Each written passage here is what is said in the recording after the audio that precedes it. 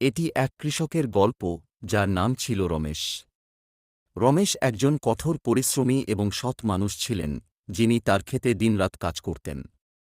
তার খামার ছোট ছিল, কিন্তু তিনি তার পরিবারের খাওয়ানোর জন্য ধান, গম এবং সবজি চাষ করতেন।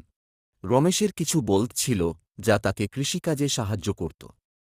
তিনি তার সমস্ত কঠোর পরিশ্রম এবং নিষ্ঠার সাথে কৃষিকাজ করেছিলেন, কিন্তু আবহাওয়া সবসময় তার অনুকূল ছিল না।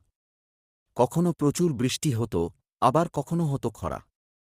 কিন্তু রমেশ কখনো হাল ছাড়ে না। তিনি সর্বদা তার কাজে নিযুক্ত থাকতেন এবং মনে করতেন যে তার কঠোর পরিশ্রম অবশ্যই ফল দেবে। একসময় গ্রামে প্রচণ্ড খরা দেখা দেয়।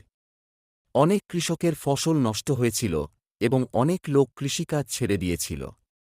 রমেশও খুব বিরক্ত হল, কারণ তার সমস্ত ফসল শুকিয়ে গেছে। কিন্তু হাল ছাড়েননি। তিনি নতুন পদ্ধতিতে তার ক্ষেত চাষ শুরু করেন এবং নতুন জাতের বীজ রোপণ করেন, যা কম পানিতেও জন্মাতে পারে।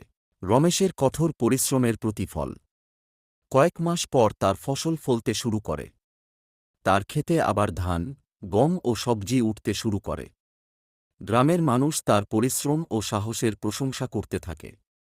তিনি রমেশের কাছ থেকে শিখে নতুন পদ্ধতিতে চাষ শুরু করেন। ধীরে ধীরে গ্রামের অন্যান্য কৃষকরাও তাদের জমিতে কঠোর পরিশ্রম করতে শুরু করেন এবং গ্রামটি আবার সমৃদ্ধ হয়। রমেশের গল্প আমাদের শেখায় যে কঠোর পরিশ্রম, ধৈর্য এবং দৃঢ় সংকল্পের মাধ্যমে যে কোনো অসুবিধার মোকাবিলা করা যায়।